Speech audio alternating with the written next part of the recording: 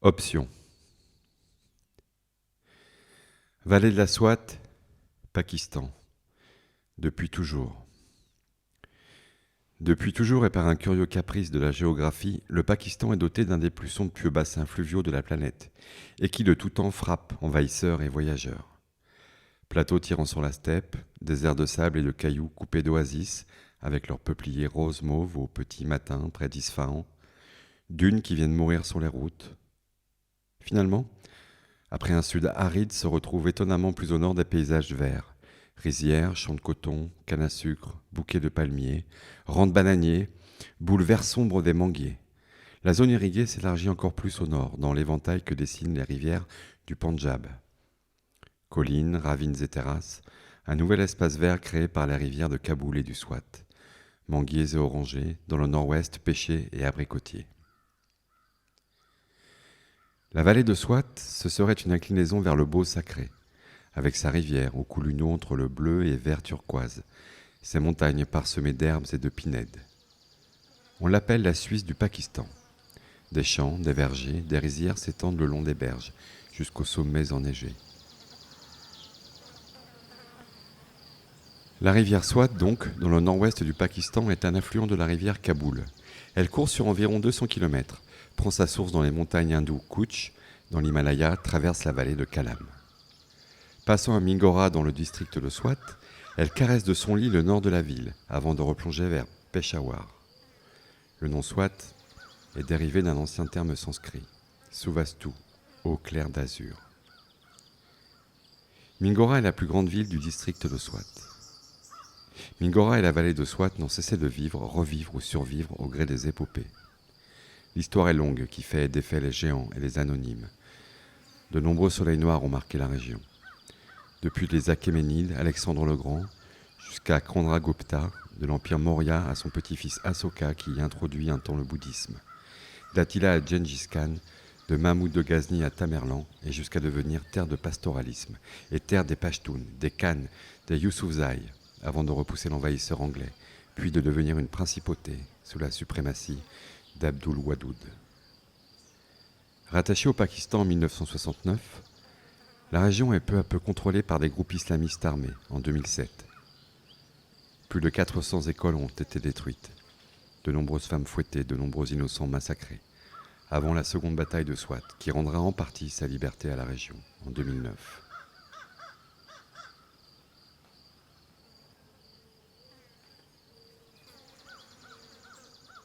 Mingora, 9 octobre 2012. Il est midi passé ce 9 octobre 2012 dans la vallée de la Swat, au nord-ouest du Pakistan. Depuis peu, les talibans supportent que les jeunes filles se rendent à l'école. À Mingora, les bancs usés d'un antique bus scolaire, bon pour la casse, ramènent chez elles les jeunes filles après une matinée d'école. Elles viennent de passer un examen. Le bus est joyeux et les jeunes femmes chantent. Le véhicule est branlant, les trous jonchent les sièges. En guise de protection, de minces barres de métal bon marché boulonnées sur les fenêtres. Barrière de protection fragile en cas d'accident.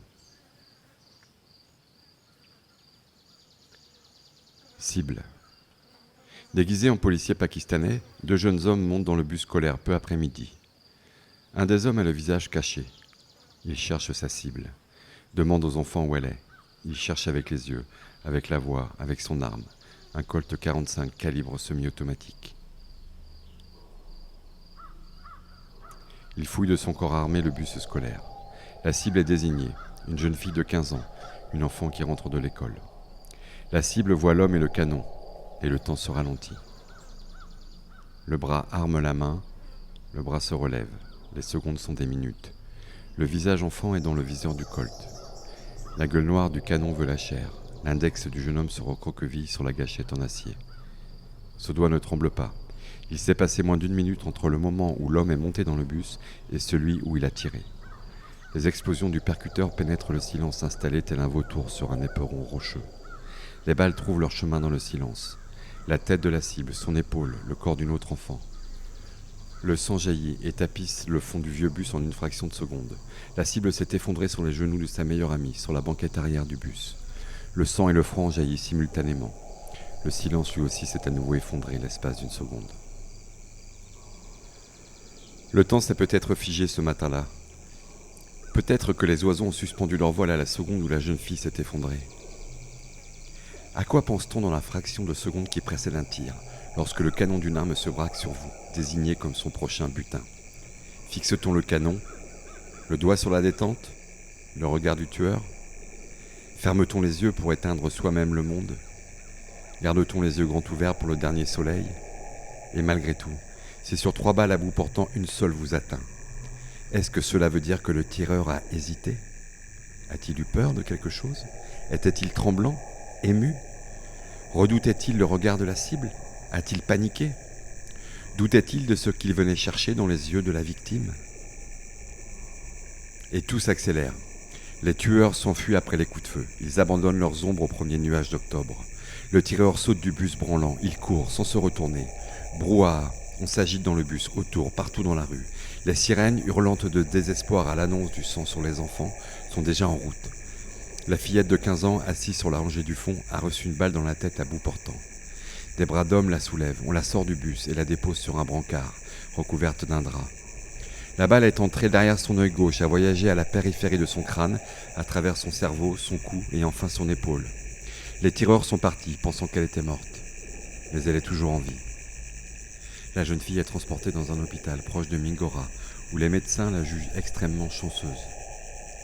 Transférée dans un hôpital militaire d'Islamabad en hélicoptère, le pronostic est bien moins optimiste en début de soirée. Elle est dans un état critique, a jugé un des médecins locaux, soulignant que la balle s'est logée près de la nuque après lui avoir traversé la tête.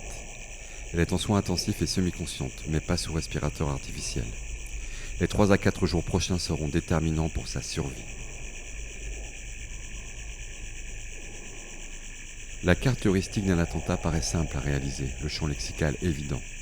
Une attaque armée laisse peu de chances de survie quand la cible est désignée, quand c'est un enfant, quand c'est une jeune fille.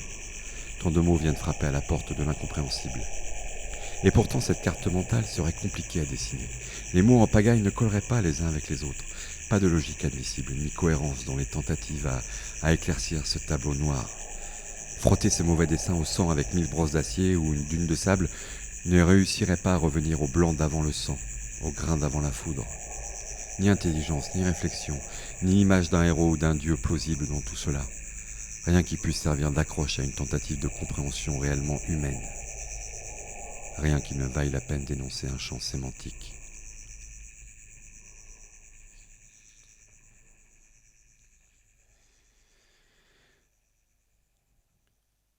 Malala Yousafzai, militante depuis son plus jeune âge pour les droits des filles à l'éducation dans son pays, a été attaquée en plein jour par des combattants du mouvement des talibans du Pakistan devant son école de Mingora, la principale ville du district de Swat, pourtant reprise par l'armée aux rebelles en 2009. Un Boeing 737 du transporteur pakistanais PIA était sur le tarmac de l'aéroport, prêt à transporter au besoin l'adolescente à l'étranger, la destination la plus probable étant Dubaï. Dans un état critique plongé dans un coma artificiel, la jeune activiste est finalement transférée vers l'hôpital de Birmingham, en Angleterre. À 11 ans, Malala, fille d'un directeur d'école et d'une mère illettrée, alimentait un blog sur le site de la BBC, en ourdou, la langue nationale. Sous le pseudonyme de Gul Makai, elle décrivait le climat de peur régnant dans sa vallée. Comme elle gagnait en notoriété, les talibans décidèrent de l'éliminer, l'accusant de véhiculer la propagande occidentale.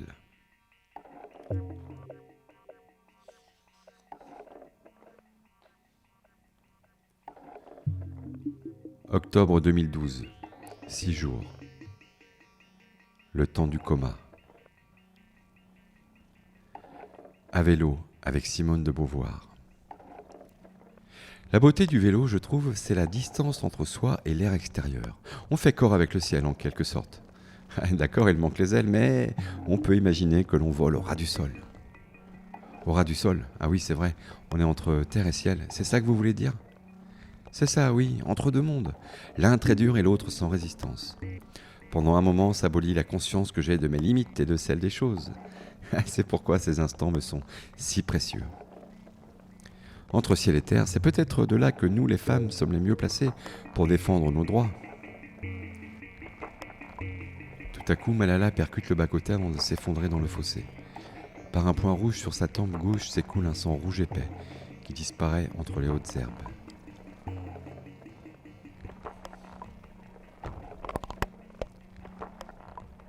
à pied, avec Greta Thunberg. Moi, je marche pour parcourir le monde, c'est mon moyen de locomotion préféré, celui le mieux adapté. Enfin, au fait que nous ayons des jambes, je veux dire. Je marche pour le climat, mais je veux marcher pour toute cause qui fera grandir l'homme, et surtout la femme. Beaucoup marchent sur la tête. Malala, je voudrais organiser une grande marche dans la vallée du Swat. Nous pourrions lever des fonds et construire de nouvelles écoles à Mingora. Qu'en pensez-vous? Je veux marcher avec vous. Restez en vie, Malala. Un sifflement sourd se fait entendre l'espace d'une seconde. Le son s'est arrêté en percutant le front de Malala. Elle s'effondre, un trou dans la tête, au pied de Greta qui la prend dans ses bras. Les chaussures de la jeune militante pour l'environnement se couvrent de sang.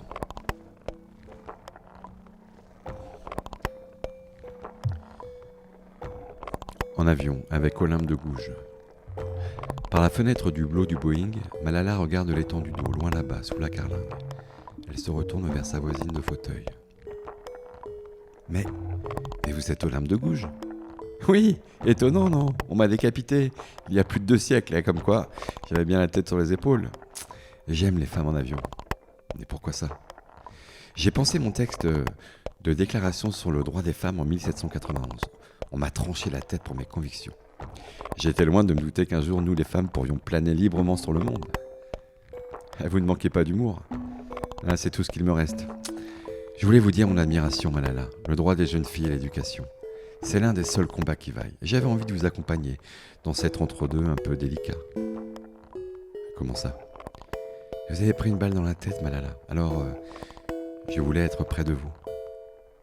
Une balle dans la... Mais... Malala s'effondre sur les genoux d'Olympe, le visage ensanglanté.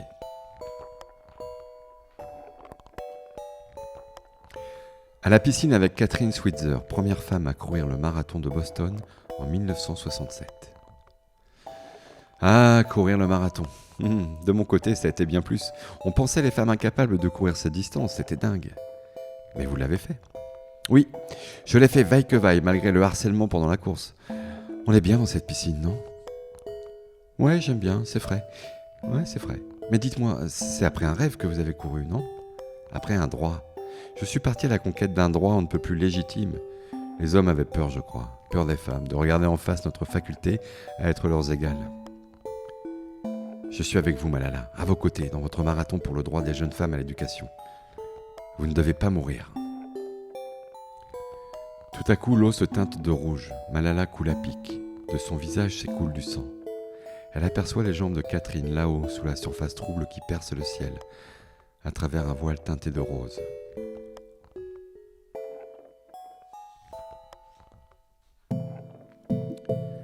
En train avec Andreï Sakharov. J'aime prendre le train. Pas vous? Si, parfois. J'aime ce que vous défendez, Malala. Vous voyez, j'ai passé ma vie à mettre en péril le monde. J'étais aveugle. J'ai contribué à la réalité de l'arme nucléaire. Mais vous avez changé de camp. Oui, je me suis ensuite battu pour faire le chemin inverse. Défendre la vie et la liberté des hommes après avoir pris une mauvaise route. Drôle de destin. Vous aussi, vous allez pouvoir faire machine arrière. Je veux dire, revenir à la vie. Vous comprenez, Malala? Revenir à la vie, mais je suis en vie. Je l'espère, Malala, je l'espère. C'est là votre prochain combat parce que vous saignez. Vous avez comme un trou dans la tête. Un trou dans la... Mais... Malala s'effondre sur les genoux d'Andreï Sakharov. Son sang ruisselle sur les pieds du savant puis entre les allées du wagon.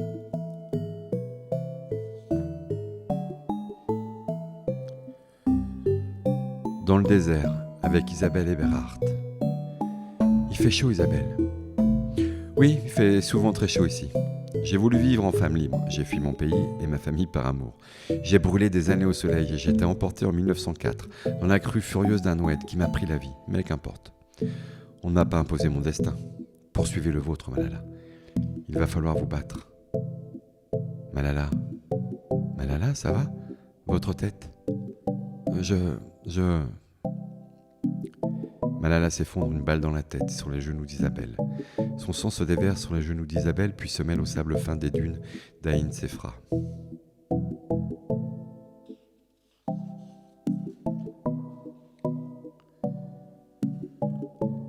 Slide.fr. Malala Yousafzai est consciente.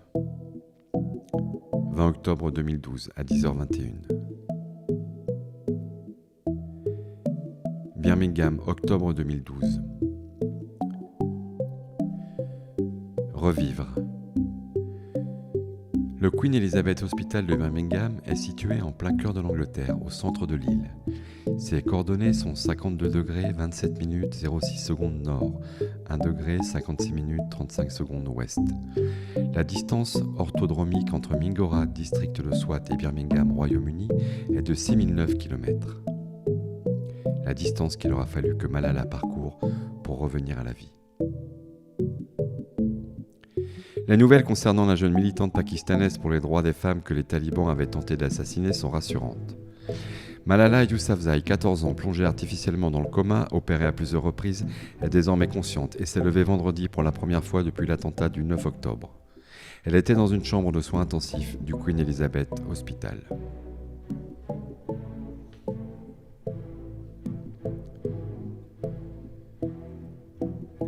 « 10 octobre 2014, Hôtel de Ville, Oslo, Norvège. Extrait du discours pour l'obtention du prix Nobel de la paix.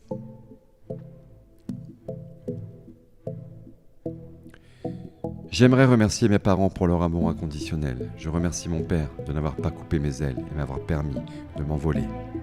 Je remercie ma mère qui m'a inspiré de la patience et qui m'a appris à toujours dire la vérité. Cette récompense n'est pas juste pour moi, elle est pour tous ces enfants oubliés qui veulent aller à l'école. Elle est pour ces enfants effrayés qui rêvent de paix. Elle est pour ces enfants sans voix qui veulent que les choses changent. Je suis là pour défendre leurs droits, pour élever leur voix. Il est temps de réagir, pas d'avoir pitié d'eux. Il est temps de réagir pour que plus jamais nous ne voyions un enfant privé d'éducation. Je ne suis qu'une simple personne engagée, et même un peu bornée, qui souhaite voir tous les enfants bénéficier d'une éducation de qualité. Une personne qui souhaite voir les femmes avoir les mêmes droits que les hommes. Une personne qui souhaite la paix dans les 4 coins du monde. Je ne suis pas qu'une seule voix, j'en suis beaucoup. Je suis Malala, mais je suis aussi Shazia. Je suis Kenat Riaz. Je suis Kenat Somro. Je suis Maison. Je suis Amina. Je suis ces 66 millions de filles privées d'éducation. Et aujourd'hui, ce n'est pas ma voix que j'élève, c'est celle de ces 66 millions de filles. Mes chers frères et sœurs, chers enfants, nous devons agir, pas attendre. Il n'y a pas que les politiciens et les chefs d'État, nous devons tous participer. Moi, vous, nous, c'est notre devoir. Nous sommes la première génération qui décide d'être la dernière à avoir des classes vides, des enfances volées et des potentiels gâchés. Faisons en sorte que cela soit la dernière fois qu'une fille ou un garçon passe sa jeunesse dans une usine. Faisons en sorte que cela soit la dernière fois qu'une fille soit mariée de force. Faisons en sorte que cela soit la dernière fois qu'un enfant perd la vie à cause de la guerre.